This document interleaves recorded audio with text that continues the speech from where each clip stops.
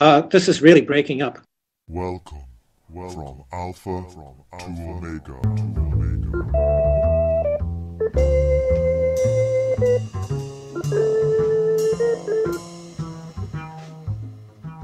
Hello, and welcome to the 5th episode of From Alpha to Omega.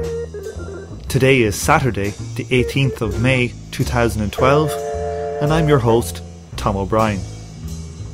After a brief sojourn into the world of mathematics, philosophy and biology, this week we return to systemic risk and economic collapse. I am delighted to welcome to the show the High Priest himself of the Church of the Collapsitarians and blogger extraordinaire, Dmitry Orlov. We will chat about the root causes of the current crisis and what to expect and prepare for over the coming years and decades. But first, the boring stuff. On the podcast website, you can sign up to receive email notifications for the latest uploads. You can also join the From Alpha to Omega group on Facebook, where our likes have ballooned up to a ribald 20. If you are in a particularly generous mood, you can also help to keep the show afloat by clicking on the donate buttons that you can find on the podcast website. So, to the interview. Dmitry Orlov is a Russian-American engineer, blogger and author on the topics of ecological, economic and political collapse.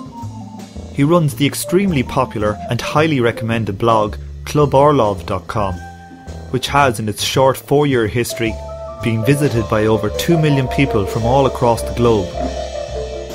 He is the author of the unrelenting and witty Reinventing Collapse, the Soviet Example and American Prospects, and has just released the ebook Absolutely Positive, a collection of 30 of his most popular essays. Unfortunately, the interview was interrupted by the temperamental nature of my internet connection and its ongoing battle with the Skype application. Some of the conversation was unfortunately lost to the void. Apologies in advance. We joined the conversation as Dmitry is talking about his comparative theory of superpower collapse. Post-American century. That was over 5 years ago. And basically it compared the survivability of the United States when facing collapse to the survivability of the Soviet Union. Based on my observations and my projections of what I saw in the Soviet Union onto what I was seeing in the United States as cultural, economic patterns, I discovered that the Soviet living arrangement was paradoxically resilient in the face of economic and political collapse, that society there did not collapse along with all of these things. Whereas in the United States, society is already in a very advanced state of collapse, and everybody is completely dependent on finance and on commerce. So once finance and commerce shut down, people will be pretty much standing in the middle of the road, blinking in the sunlight, not knowing what to do.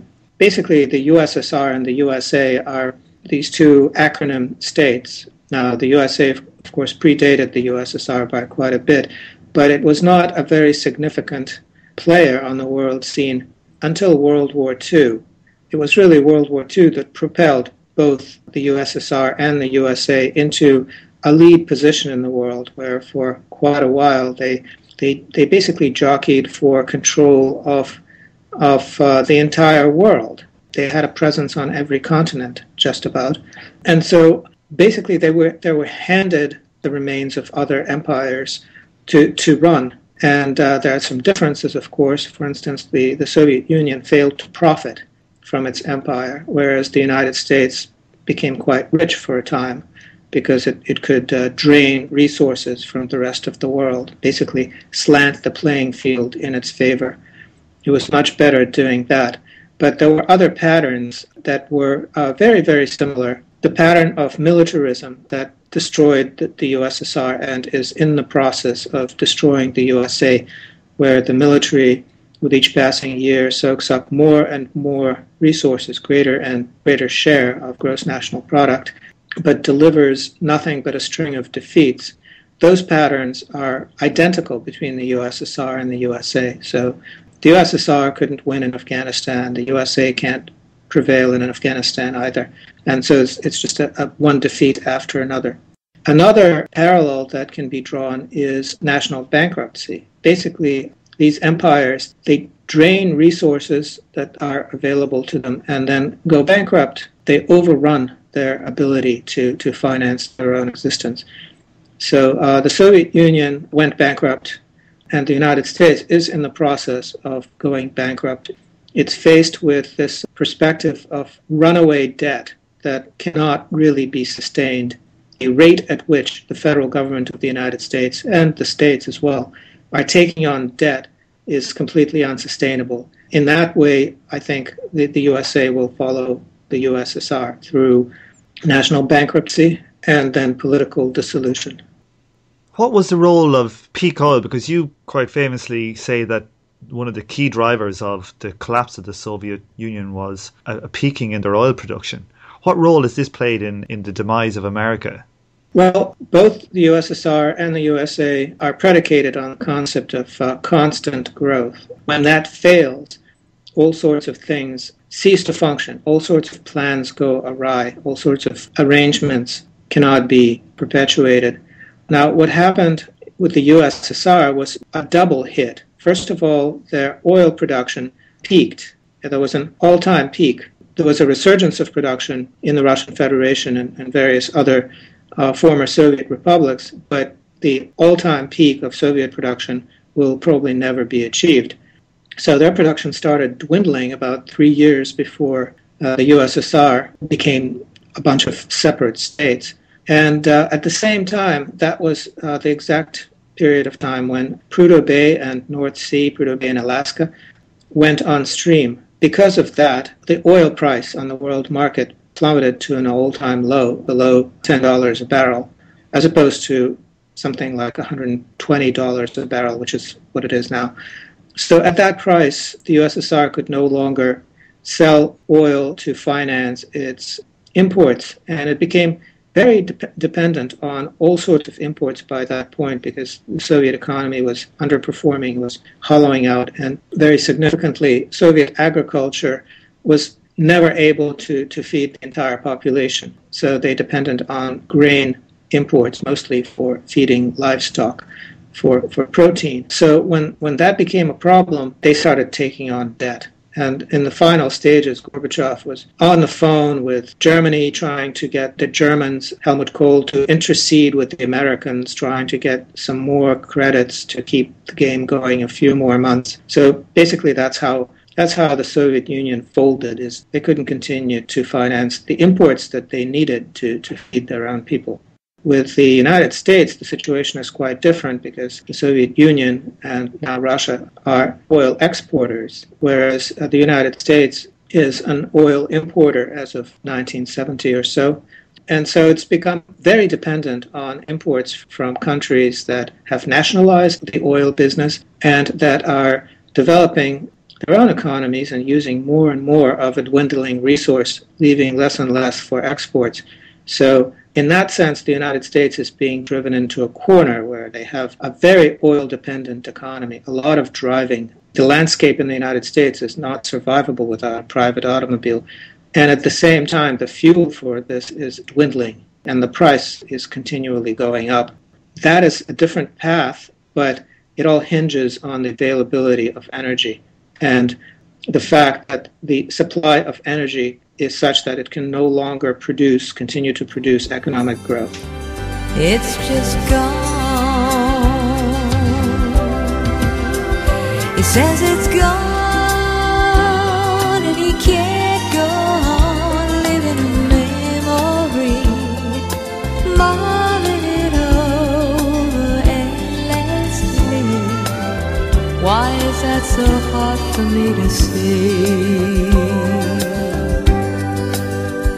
Says it's gone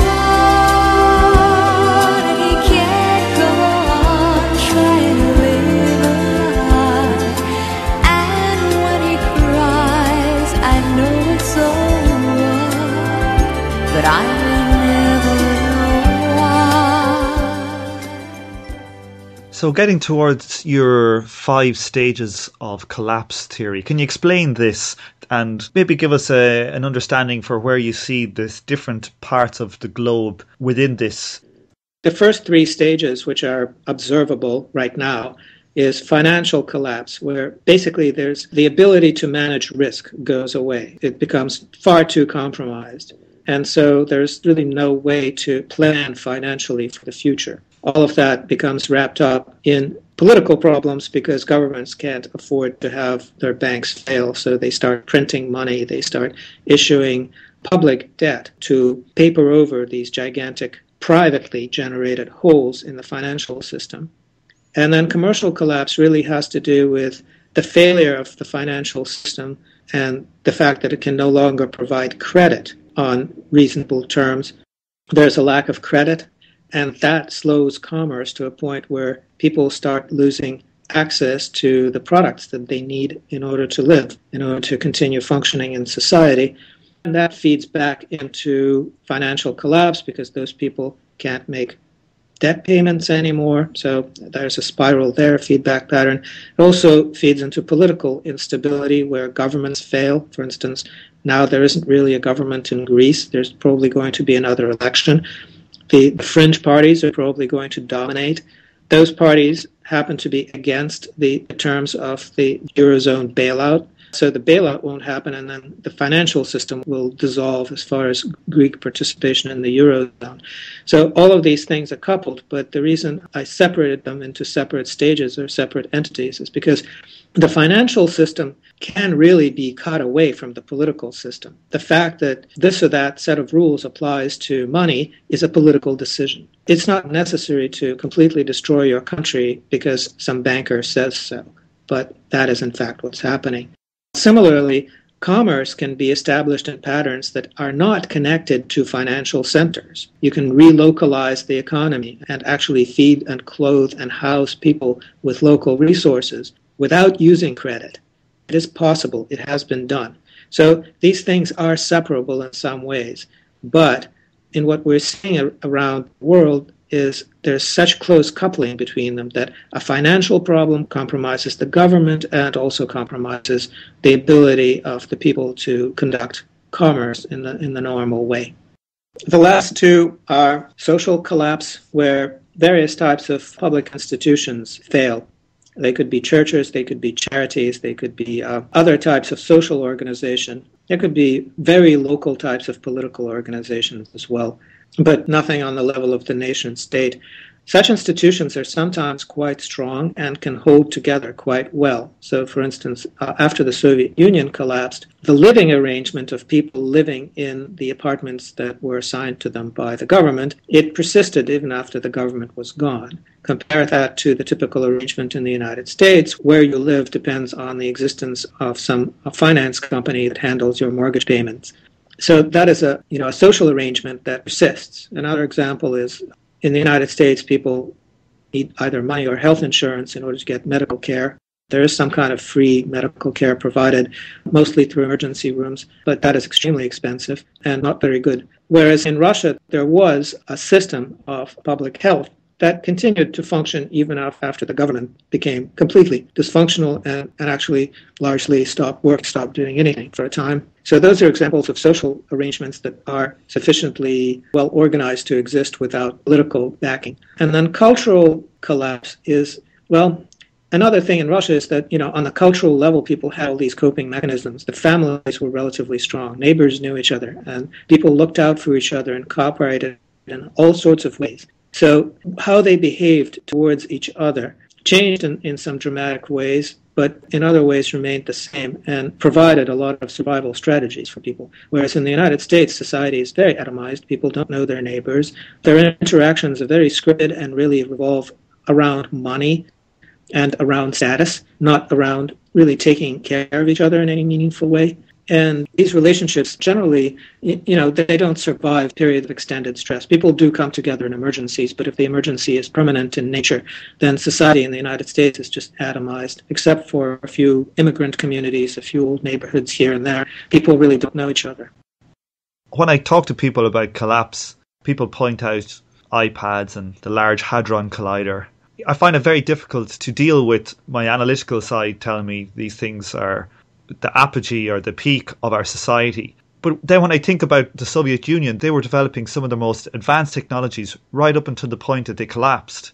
Amazingly enough, they continue developing some of these technologies. Russia still has the only real viable space presence. The Russian space program, which inherited everything from the Soviet space program, is really a global achievement. It's the only project of this sort that still exists and is still successful.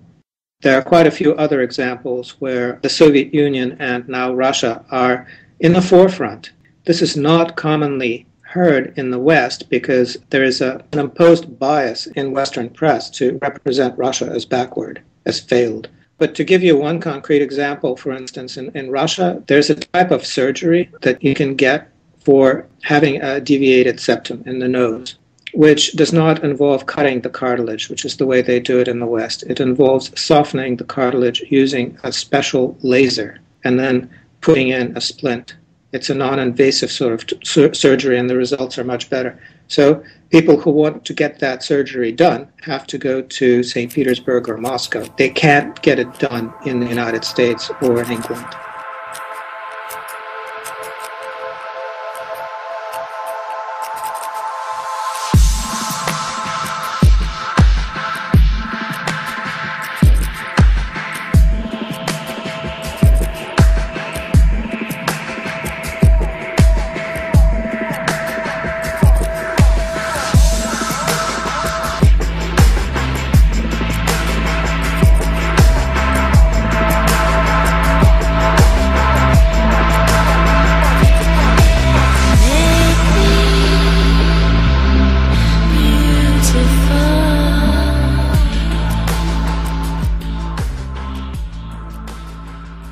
When I came across peak oil a few years ago, it was a real shock. Once I got the understanding of the link between energy use and economic activity, it was like a 20-ton truck hitting me in the face. Everything I see nowadays, I see through peak oil eyes. I've also found myself worrying about becoming a bit of a sucker for confirmation bias, like how a religious fundamentalist sees the hand of God in every action. Do you ever worry about this type of selective interpretation of facts, or how do you deal with it? Well, I think that selective interpretation of facts, there's a huge bias, overall bias that we have, which is imposed by the economics profession, which feels at liberty to ignore physics, ignore nature. If you look at the economists' explanations of what is happening, they all hinge on various statistical measurements that are not really physically measurable. Basically, value is price and price is value, and there's a lot of circular reasoning. And they construct these models that have nothing to do with anything physical. So they will tell you that the economy runs on money or on credit, whereas really the economy runs on sunlight in the final analysis and in flows of energy in the form of preserved sunlight, in the form of fossil fuels. And it's these physical flows that determine everything. If you need to look at correlations, you can look at very simple things like number of motor vehicle miles driven correlates very highly with GDP. And that tells you right away that what's really happening is not these flows of money, but really flows of energy. They say, if you want to find out what's going on, follow the money. Well, beyond that, if you really want to know what's going on, follow the energy. It's very interesting. We had Professor Charlie Hall on a couple of shows ago, and he made this exact point that the laws of thermodynamics can't be broken, but they're absent entirely from the standard economic theories. Economics is generally very disappointing. It's some kind of very feeble philosophy. Its real theoretical underpinnings are basically, based on this bizarre assumption that you can make an abstract system that is not tied to any hard science and endow it somehow with enough explanatory depth to actually explain what is happening in the world at large. So it's some kind of exercise, mental exercise, that is just completely divorced from reality. And it's a thing within itself. It's sort of like an autistic savant that doesn't actually register what's going on in the world, but exists in some abstract realm. that isn't, strictly speaking, relevant. Peak oil currently is still somewhat of a fringe theory, and whenever it sticks its head into mainstream media, it's not dealt with in any kind of serious way. When do you think that it might actually become mainstream opinion, given the power of the mainstream media?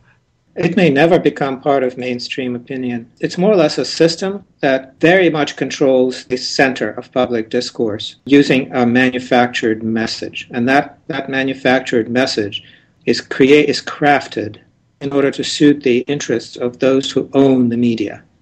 It's not crafted to suit the interests of the consumers of that media. It is basically a sort of crowd control mechanism. Now, to make it look legitimate, it does allow other messages to seep in around the edges, but very carefully limits their reach and their scope. So the fact that we can discuss this, the fact that you have a podcast and nobody comes in, no censor comes in and shuts you down, really has to do with the fact that the reach of your podcast is very much circumscribed. If it became sufficiently popular, then other mechanisms would be brought into play to make sure that your message is somehow compromised and that your word doesn't get out. So this is Noam Chomsky's basic manufacturing consent theory of propaganda model. Well, I think Chomsky more or less has it right. If you look at what happens with various bloggers who actually get enough of an audience in various places, like in Russia, for instance, suddenly a very highly organized pseudo-grassroots movement rises up to distort and compromise their message. So, for instance, if I came up with something very popular and very disruptive, some anonymous group sponsored by the government, but nobody can prove that, would pop up and duplicate my message, corrupting it in the process, and then other people would attack it. So it's very easy to knock somebody out of the running if you have all of the resources at your command. If the only resource at your command is the truth, then that can be very easily corrupted. So the use of disinformation from an information theory type of way to basically corrupt the message so that people can't tell what is true from what is junk. Exactly. It has nothing to do with consent. It has to do with noise. It has to do with bombardment. It's information warfare. So that's the environment in which we work. The consumer of the information is left with this job to try and pick the difference between the right and the wrong. And once this effort becomes so large, the effect of the truth is essentially diluted. Well, people who just look at information, who don't look beyond facts, don't stand a chance. They will be inundated with all sorts of highly distorted, slightly distorted information, complete nonsense, and they will never find their way through it. The way people need to approach such subjects is by developing a philosophical perspective, a system of belief, a coherent system of belief. It isn't really just ideology or something simple like that, but it's a value system that they live by. And then they go through life accepting things that fit into their value system and rejecting things that don't. And once they start doing that, they're on a path of transformation that has nothing to do with being informed. It has to do with actively changing who they are.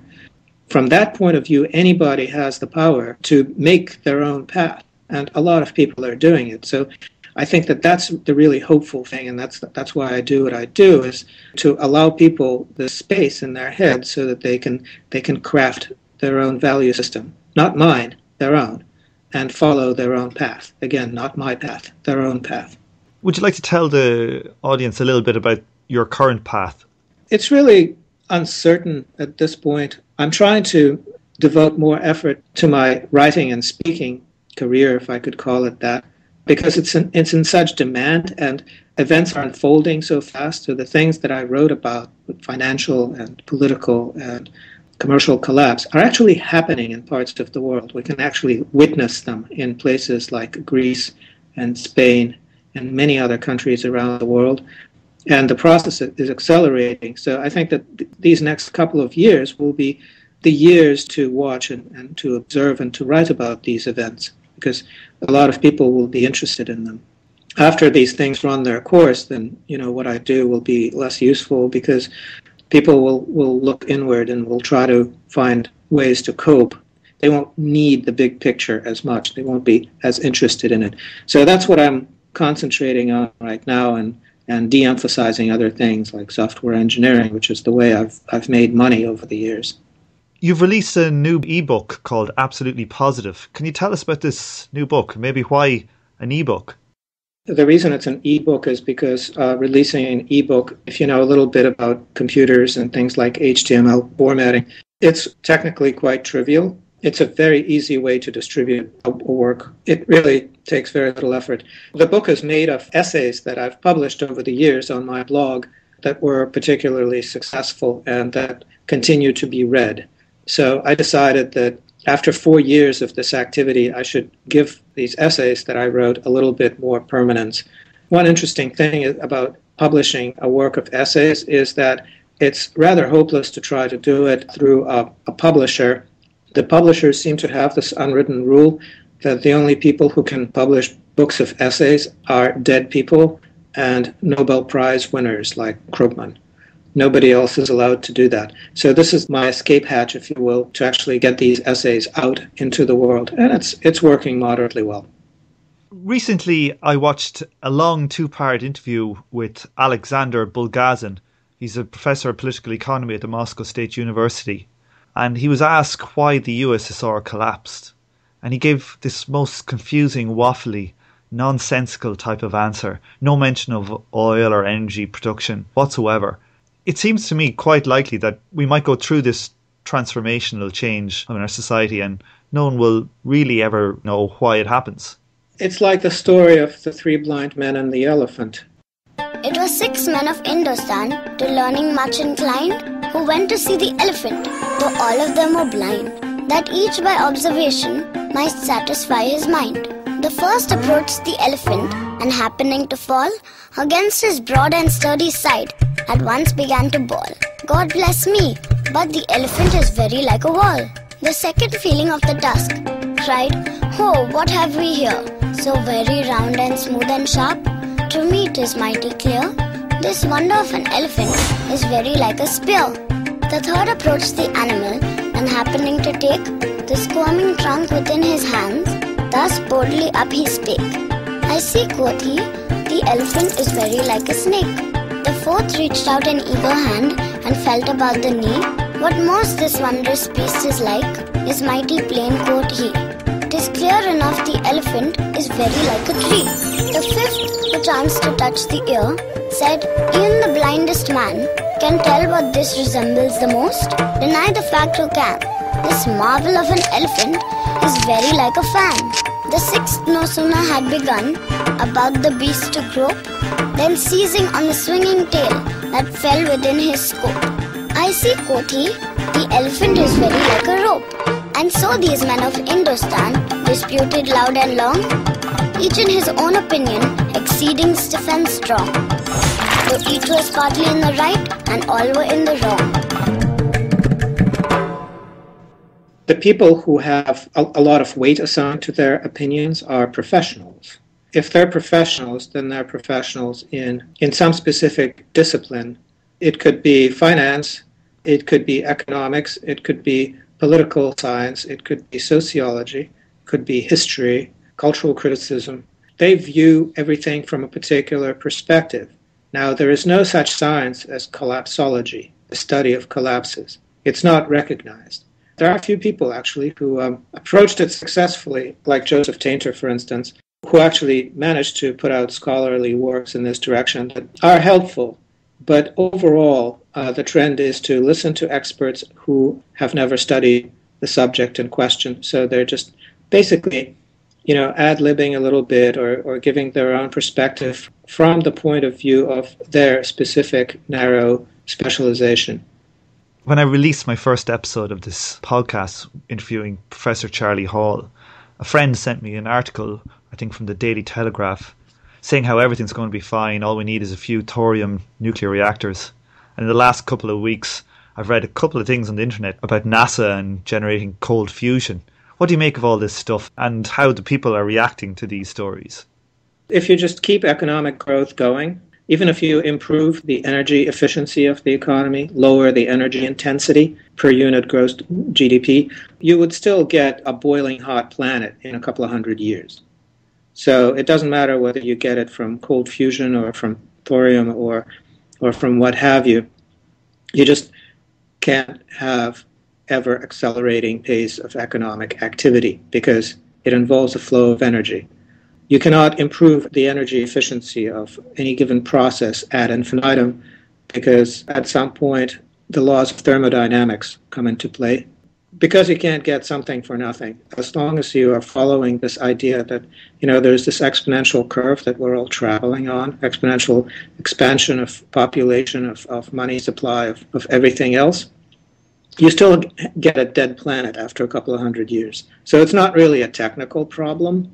That's what I try to get people to understand, that a technical utilitarian approach got us to this point, got us to this impasse. It's not going to get us out of it.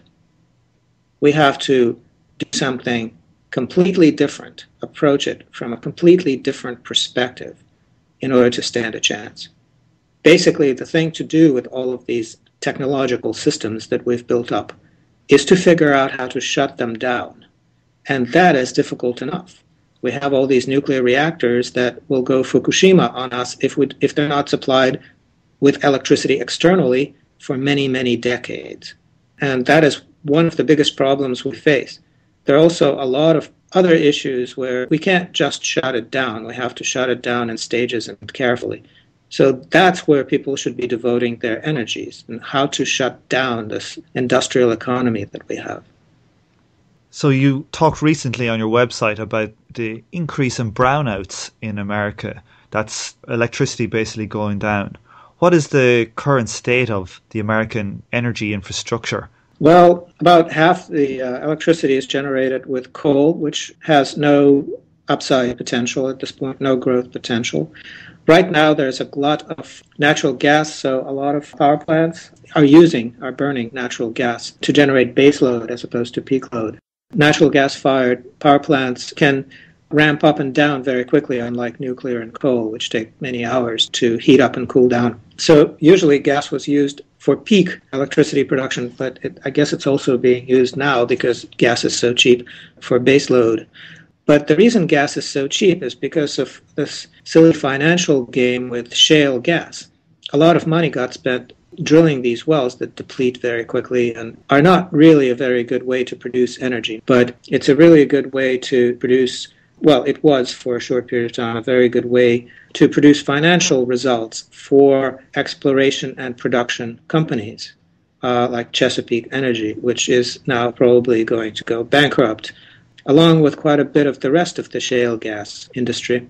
So this is a temporary condition. Now, as far as the blackouts and brownouts, that is a legacy of underinvestment in the electric grid in the United States. There's really just no money to upgrade it. And with each passing year, the equipment gets older, the transformer farms get older, the transmission lines become more and more fragile and more susceptible to failure.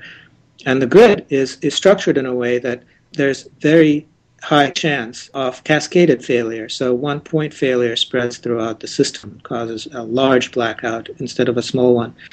And if you look at the frequency of blackouts, of power cuts in the United States, that frequency is increasing exponentially. And that is one of the most frightening curves because, if the number of blackouts doubles every year, then that means lights out in about 5 years, permanently. And there's nothing really to indicate that this trend is broken. It might be, but there's nothing to indicate that. So that really puts a time limit on the whole experiment. What role do you think privatization has played in the energy industry in America, not getting the funds that it needs to upgrade all these infrastructures? I think that they're related, but basically privatization in the U.S. is yet another financial swindle. At some point in the U.S., it was discovered that the only way to make money at the top is by cheating. That gave us things like Enron. But the problem has never gone away. The tendency to game the system, to manipulate the markets using all kinds of financial schemes, that hasn't gone away. because that has become the core competency of the United States as a country. That's what they do as a country now. They're financial manipulators. So they can't stop doing that, because what else would there be for them to do? So the privatization, it was talked about as a way to save money for the consumers. I don't believe it has done that. I think instead it has driven up costs everywhere by extracting a lot of money into private profits. That was the reason it was being done, and that is actually what happened. And of course, if the money is being siphoned off and sent offshore somewhere so to make the very rich people even richer, then that money isn't available to upgrade transformer farms and transmission lines. There was a blackout in the middle of Boston where I live. A big part of the town where I was working at the time was shut down for almost a week. All the businesses closed. Nothing happens without electricity. It must make for an interesting city when everything is shut down and people can't go to work. It was interesting to see what happened during the shorter blackout that happened in the exactly same area, where basically everybody poured out into the street, and it was almost like a spontaneous demonstration because people were talking to each other, just basically standing around. But the feel of the place was not that this is something surprising and strange and unusual, but basically people were treating it as some kind of like a new reality. This is the sort of thing that happens here now, was the feel. You must leave now, take what you need, you think will last. But whatever you wish to keep, you better grab it fast. Yonder stands your orphan with his gun, crying like a fire in the sun. Look out, baby, the saints are coming through, and it's all over now, baby blue. The highway is for gamblers, better use your sense. Take what you have gathered from coincidence. The empty-handed painter from your streets is drawing crazy patterns on your sheets. The sky too is falling over you, and it's all over now, baby blue.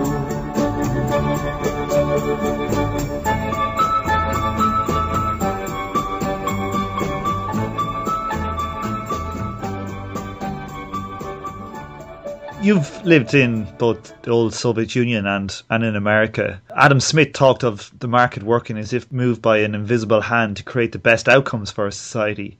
You have a somewhat different take on this. I actually looked into it. There's this part of economic theory that deals with conditions for market equilibrium, which is behind the idea that markets are efficient and self-regulating and provide the best possible outcome when left to their own devices. Well, it turns out that that theory is based on ridiculous assumptions that do not exist in the real world. Economic theory has these curves that are just postulated out of thin air, supply and demand curves as separate entities that cross, and that's the equilibrium point. Well, it turns out that you cannot really observe those things in nature. They're not really directly measurable at all. They're strictly constructs in economic theory. And it turns out that the range of conditions under which there is such a thing as market equilibrium is extremely small and, for most purposes, irrelevant. There's really no reason to think that there's some kind of an invisible hand that isn't actually somebody's hand that you're not seeing. It's just that you're not seeing it, so you think it's invisible. But it's very visible. It's not being shown to you. In fact, markets are structured by various market participants at various levels. They can plan to make these markets work in the public interest, or they can make them work in the private interest, in their own interest. And it's just a question of who politically runs those markets. It's not an economic question, it's a political question. And currently the people who control the markets are in favour of extraction of wealth to the top. Yes, right now, most of the markets in the so-called free market economy in the world, those people are not actually people, they're gigantic bags of abstract financial wealth. And they're becoming increasingly paranoid with each passing month. And the only thing they know how to do is to make their giant bags of money even bigger because they think that that's going to be safer. Whereas, in fact, it's the opposite. The bigger it is, the more likely it is to completely fail. So what are you doing yourself to prepare? I know that you've bought a boat and fitted it out. What else are you interested in? Well, I'm interested in all sorts of things, but I'm not really, a kind of doomer, prepper person. I just live my life, and I have some amount of situational awareness that keeps me out of trouble, and it'll carry me through, I think. I don't think I'll have to do anything very highly specific. I don't really buy into this high burn rate kind of consumerist living arrangement that most Americans are involved in. My needs are not very great, and that probably makes me more resilient than most. I've watched a number of your videos on YouTube and the like, and what strikes me when you deliver a speech to an audience is that the audience reacts to your theme as if it's like all a big joke. What is the emotional impact being of seeing what happened in Russia and now seeing very strong parallels in the West? Well, you bring up an important point, which is, humor is a defense mechanism in some ways. People think that I'm just joking in order to psychologically protect themselves. It's also a coping mechanism. So if you can laugh about something, you're not going to cry about it. And I would say that, having a healthy sense of humor is really very important. One of the most important survival strategies is to be able to joke about things. There's a lot of gallows humor that went on in Russia during the worst times. And that is helpful. Now, one thing I notice in the audiences over the years is that, a lot of people are still laughing. That's a typical thing. Especially young people, they still have their organic, animal optimism that allows them to laugh at just about anything. I cater to that a little bit. I try to throw in jokes so that it's not that they have to figure out for themselves that, that you can laugh about it. I actually try to get them to laugh a few times during each talk. But I also noticed that some people, especially older people, are in absolute shock. The process with them is different. First of all, they recognize that what I'm saying has something to it, that it's true, that I'm not just making things up. I'm saying things that make immediate sense to them. And secondly, they are not in a position where they can laugh about it because they're really in pain, psychologically, psychically. They are in pain over what they're seeing happen to them, to their world. That is a big change that I'm seeing. I think that once nobody in the audience laughs at my jokes, I'll be in a lot of trouble because at that point I'll be in a very, very serious business of actually trying to comfort people through a very difficult situation. And that is a much taller order than just coming out and being laughed at.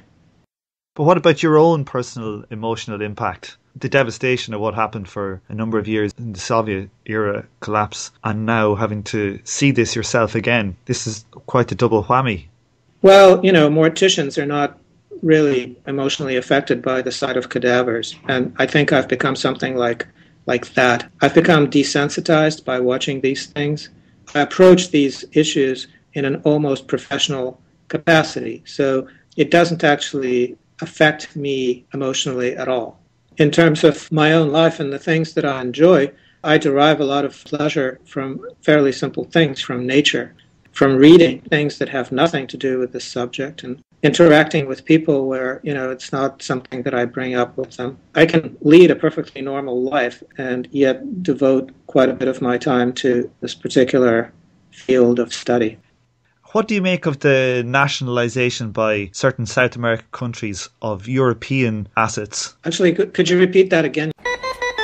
What do you make of the nationalisation by certain South American countries of European assets? Actually, could you repeat that again?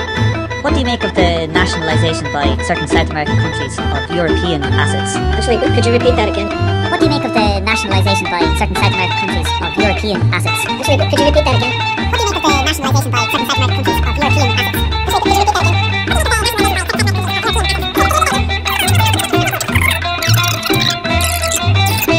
Ένα σίδερα αναμένο έχω στην καρδιά. Είναι η δική σου αγάπη που με τυραννά.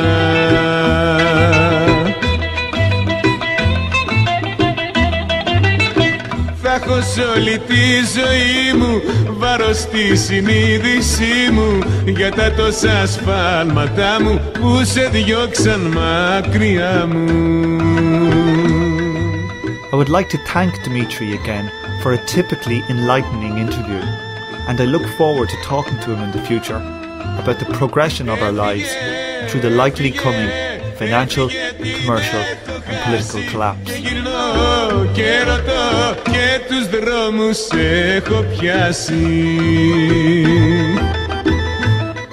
On this episode, you heard the theme tune Shine On You Crazy Scumbag by Clivestar, the Carpenters singing When It's Gone, the theme tune from Nip Tuck, and the parable of The Six Blind Men and the Elephant by Fat Fish Productions. Απ' τον ύπνο μου ξυπνάω κι όλο σε ζητώ. Τώρα έχω καταλάβει πόσο σ' αγαπώ.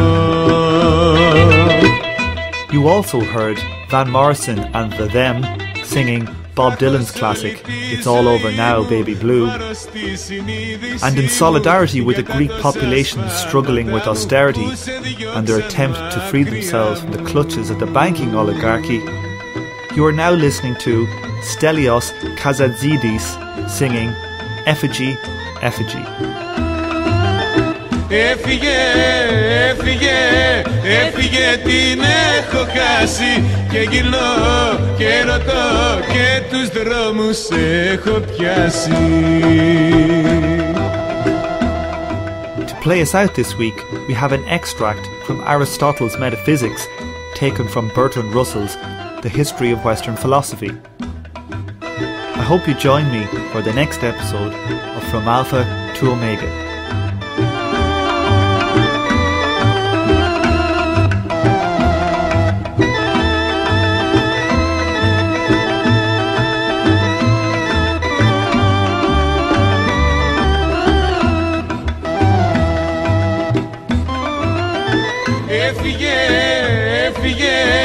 Έφυγε, την έχω χάσει και γυρνώ και ρωτώ και τους δρόμους έχω πιάσει.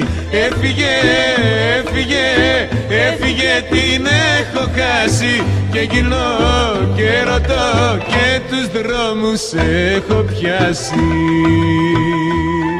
If reason is divine, then in comparison with man, the life in accordance with it is divine in comparison with human life.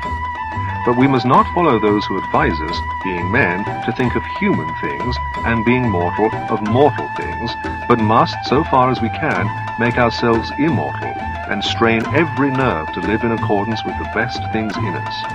For even if it be small in bulk, much more does it in power and worth surpass everything.